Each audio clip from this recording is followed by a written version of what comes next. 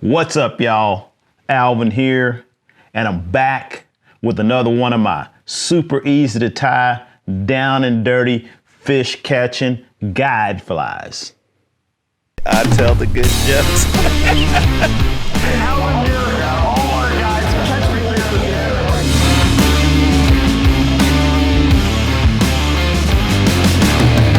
you. All right, so I call this one the snake. It's not the original snake pattern. It's my take on it. It's much easier to tie, so we can call it the Dedeaux snake if you like, just to differentiate between the original pattern. Like a lot of flies, this one's just an adaptation of something I saw somewhere that worked for me, but I wanted to make it a lot easier to tie, so that's what I've done. Okay, so only a few materials, like all these guide flies. Deer hair. I'm using white, but you can tie this fly in chartreuse and pink and black. Lots of different colors work really well. Rabbit strip, zonker strip for the tail. Once again, you can tie it in the same color as the fly. You can tie it in a different color as the fly. A hook, we're gonna go with the trusty Gamakatsu B10S, however you pronounce it, but that's the hook that I've been using. But you can use your favorite streamer hook. I'm tying these in a size 1. You could tie them bigger, you can tie them smaller. Matching thread, don't necessarily have to have the same color thread, but why not? And on this one, I'm actually gonna put a weed guard. So I'm gonna use some pretty beefy weed guard material that is some 50-pound, or if it's super strong. I'm not really as concerned about the pound test, more so the thickness. So I want something that's, you know, almost as thick as that hook shank. With the thicker stuff, you can really toss it back up into the weeds and not have to worry about losing them on every cast. All right, so we've already got our hook in there and time to get started. So first thing I'm gonna do is attach the thread kind of up near the eye of the hook because we're gonna put our weed guard on.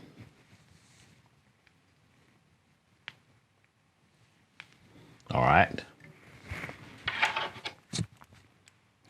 Like I said, you don't have to put the weed guard on. I'm just gonna show you how I like to do the weed guard. You can decide whether you want a weed guard or not. So I usually like to make it maybe twice the length of the hook, or maybe a little more actually, because this weed guard, I'm gonna tie it in and then I'm gonna thread it back through the eye of the hook to secure it. So we'll start here and just wrap that weed guard down nice and tight. Try to keep it on top of the hook shank. That way it won't be as likely to twist on you when the fly is done. And I usually go ahead and wrap it sort of down the bend of the hook a little bit. Kind of helps keep that thing curling around the hook. Then I'm gonna bring my thread back up even with the point of the hook, and we'll tie the tail on. Okay, so I'm gonna take my zonker strip and make my tail. You can vary the length of the tail. I usually like to make it, you know, at least twice the length of the hook.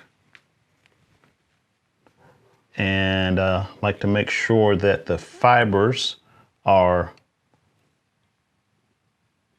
pointing back, so away from the eye of the hook, so the fibers are gonna point that way when we tie it down. Now what you might realize after we get done with this fly is that this fly is real similar to another one of my guide flies, the fat baby. But this one is gonna stay a little bit closer to the surface. I'll throw a link to the fat baby right here. Check that out. Anyway, so we got our tail ready to go. Just gonna put a couple of wraps around it right here, and then just go ahead and wrap that thread up, secure that tail.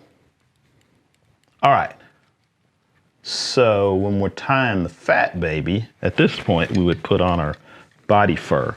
But instead of body fur, for this fly, we're gonna use deer hair. Now, I am not the world's best deer hair person. And that's kind of the beauty of this fly. You don't have to be the world's best deer hair person. We're gonna put the deer hair on nice and loose on purpose because we do want this fly to sink. So we're not gonna pack the hair really tightly. I'm not even gonna be that concerned about getting out all the under fur. We're just gonna slap that on there. So that is about, you know, maybe, I don't know, the diameter of my pinky finger. Just gonna lay that on. Gonna give it one good wrap. And then we're gonna let that hair spin as we tighten it down. So I'm just gonna hold it loosely, tighten it, and let it spin around the hook shank. Give it a couple more wraps to secure it. Push those all back. A couple of wraps in front, and we're ready for the next clump. So like I said, we're not trying to make this a supreme quality deer hair bug. We're just gonna cover the shank of the hook with deer hair, sort of pack it down, trim it, and then we're gonna have a fly that will actually absorb water fairly quickly and sink a little bit. All right, so, like I said, I'm trying to cover myself for this sloppy deer hair work, so don't roast me in the comments, please. I know it's sloppy, but believe it or not, that's on purpose. So, and since we're not really packing it tightly, we're not gonna have to put a lot of deer hair on there, really. Just enough wraps to cover the hook shank.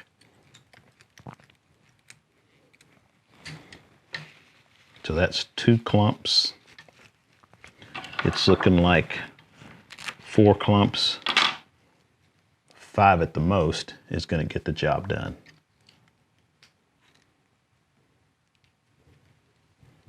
Okay.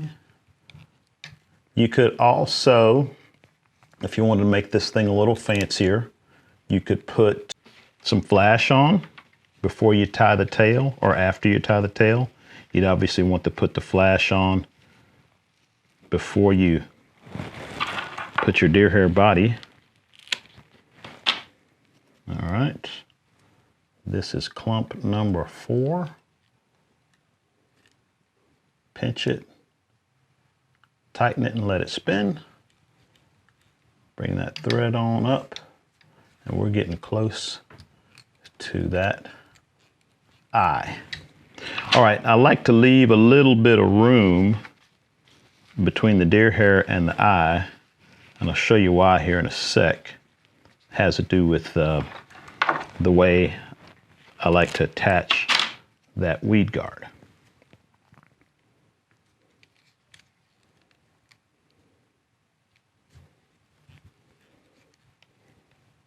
Alrighty.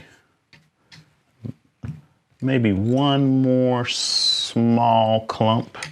We're gonna call it done. So notice I'm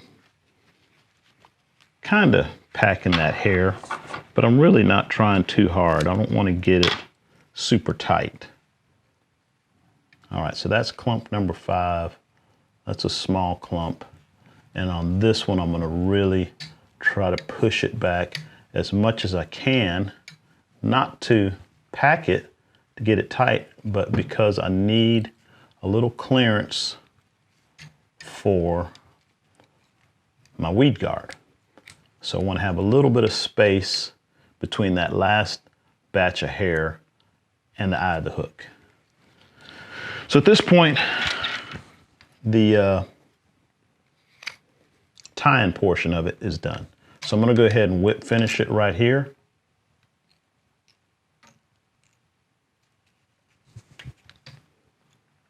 Tie that off. And now I'm gonna trim it. Okay, so it's not looking like much right now, all right? Just some white deer hair and a little bit of white rabbit. But we're gonna give it a little trim job, and I'm not really too concerned about, once again, about getting it super, super neat. I wanna give that thing a little bit of a taper. I like to make it kind of flat on the bottom and flat on the sides with a little bit more hair on top. I think maybe that helps it ride upright. And then we're gonna kind of give it a little bit of a taper from back to front.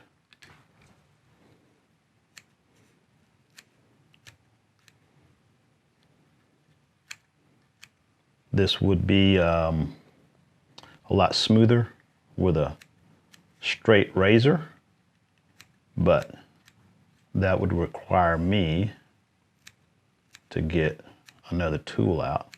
And since I already have my scissors here, I'm just gonna go with what I got.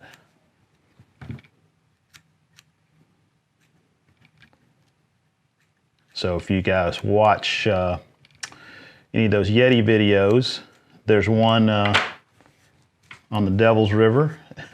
At the beginning of the video, I'm tying a fly and I'm laughing about how I don't want to make the flies too nice because my clients will just throw them up in the trees. The reality is I'm the one throwing it up in the tree half the time. So once again, just want to make it so you'll be able to throw this fly wherever you want and not even think about it. Okay, so it's pretty much done now. That is the white snake, or the Dedeaux snake, as we're gonna call it from here on out. Now I'm gonna go ahead and reattach my thread, and I'll show you how I do that weed guard. So go ahead and just wrap that in front of your deer hair. Just a few wraps, get it tight. You don't really have to worry about it too much. Then I'm gonna take that 50-pound mono. Now I'm just slipping it right here between the jaws of the vise. I'm gonna bring it up, poke it through the eye of the hook. And I wanna give it a little bit of slack, a little bit extra room, because I'm gonna pinch this nice and tight and use that thread to tie it in. So about that much of a gap. And you really want to pull it nice and tight so that you don't close off the eye of your hook. So you want to leave room so that you can actually thread the hook. Then I'm going to go ahead and whip finish it. And you can see right there, I've still got plenty of room to thread the eye of my hook there. So even though I've got that 50-pound mono going through there, I've got it pulled back pretty tight so it's not blocking the eye of the hook. All right, almost finished. So I'm gonna go ahead and give it another whip finish, maybe a couple of whip finishes, just to make sure it doesn't come unraveled. And like I said, you can tie this without the weed guard. If you tie it without the weed guard, you're done. Some people think the weed guard prevents hookups from happening sometimes, but I can guarantee you the weed guard will keep this fly from snagging nearly as much. All right. So there we go. Now, last thing to do is to pull that weed guard forward and just clip it off nice and close. Like so. All right. And that's it.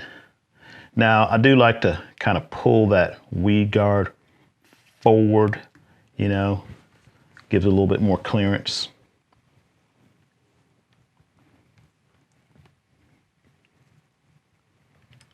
So that's it. That is the Dedeaux snake. I have caught a ton of fish on this fly. This may be my second favorite fly to tie and fish behind the Dedeaux popper, which I'll throw a link for that up there. Yeah, so hopefully that will work out for everybody out there. Catch some fish on it. Let me know if you have any questions, any comments, throw them in the comments. Hopefully you liked the video. If you did, give it a thumbs up. As I always say, if you hate that video, hit that thumbs down button 2 times. I'll see you in the next one, and good luck on the water.